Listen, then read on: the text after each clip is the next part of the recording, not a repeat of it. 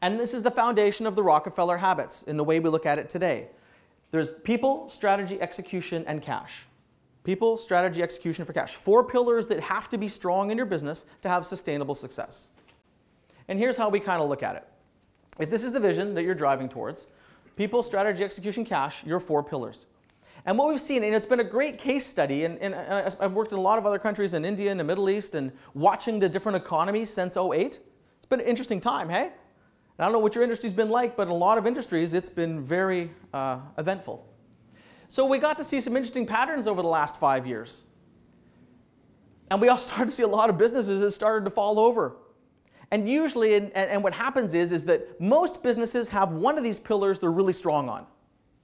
And by nature, we have one that we tend to be weaker on. And we put our energy where we're comfortable. So over the last 5 years, these gaps have kind of shown up.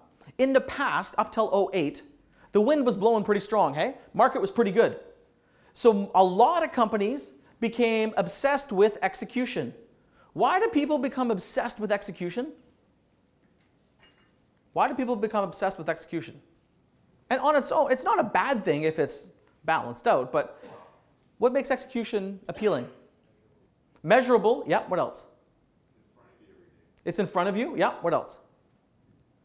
Short-term wins drives profits, right? When you focus on execution, you get efficiencies. You make more money.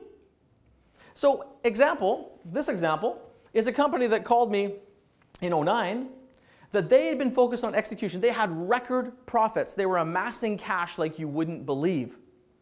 But guess what happened in '09? Because their strategy pillar, they had ignored it for 7 years. Why? Because the market was strong. Guess what happened in '09? They stopped growing. Why?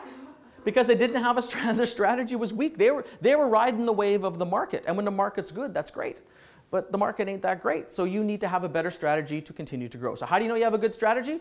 You continue to grow and your margins continue to be strong as you grow.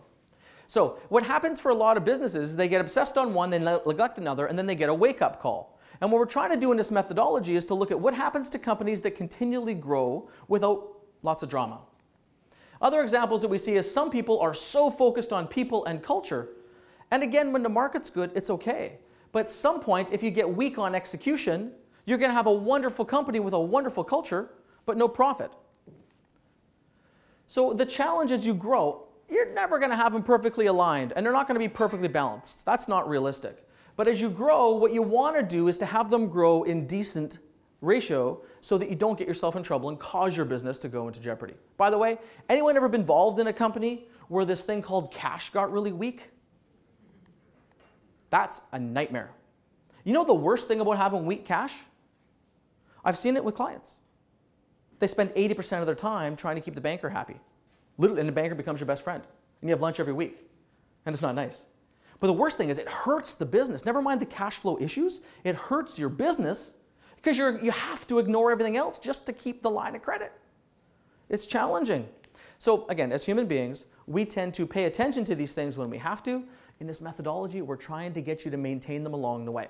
And that's why the most important thing we recommend is you rotate your focus between people, strategy, execution, and cash. I know you might love execution, or you might be huge on culture and people, but that's not enough to have a sustaining good business. Make sense?